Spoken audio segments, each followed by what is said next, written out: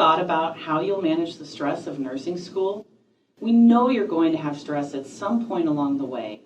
Rather than be a helpless bystander to it, you can reduce and prevent some of that stress with some simple planning.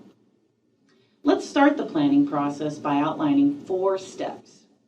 The first thing is to define wellness as it applies specifically to you. Second, identify your specific triggers. And third, list out wellness activities. And fourth, make a plan for how to deal with triggers if and when they arise. You can determine your definition for wellness by answering one question. What are some things you need to do each day to keep yourself feeling well? For this, think of hygiene activities, social engagement, exercise, sleep, medical needs. Not everyone is the same with these. I've had some clients tell me they need to shave or wear makeup every day to feel well. Some people have medications they need to take every day. Some need 6 hours of sleep and others need 8. Some eat 2 meals, others eat more. What are some specific things to you that you need to do each day to feel well? Take a moment to pause the video and bullet these out on paper. To identify your triggers, ask yourself what people, places, things, events, or other situations have triggered stress in the past. I encourage you to think back to times in the past in which you recall experiencing some type of emotional dysregulation. You may want to think specifically about school-related triggers. Examples may be fears you had about school when you were younger.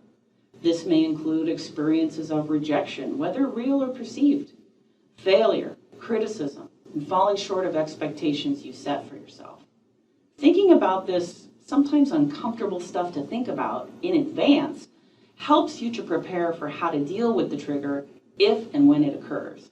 Take a moment, pause the video, bullet point your specific triggers. Wellness activities are things that you can do to reduce the effect of triggers and stressors as they arise. Be sure to think of a few things that can be done at any time and place, because you can't go for a jog in the middle of a test. I'd also suggest you think about both the wellness activities that you're doing currently and those that you might like to try.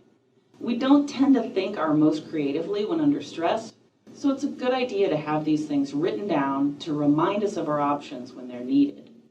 Take a moment to pause the video, put all these down on paper so you can refer to them on some rainy day in the future. Now for the most important part. Lay out your plan for how to deal with these triggers. List all the triggers that you identified earlier in the left column, and then review which wellness activities are going to likely help the most in the event of that trigger occurring. Now, I have to openly admit to you, life does not happen on a piece of paper, so maintain the awareness that this plan is flexible to change. The point is that you've given it some thought in advance, and you will feel more prepared to deal with the triggers and stress if and when they occur. This last slide presents the wellness plan outline I've provided and attached to this module. This gives you an idea of how to organize your plan. You're welcome to use it or create your own. I'll conclude by encouraging you to make sure and have a plan for maintaining your mental well-being over the course of nursing school at UNMC. As you could likely tell, none of this planning is rocket science.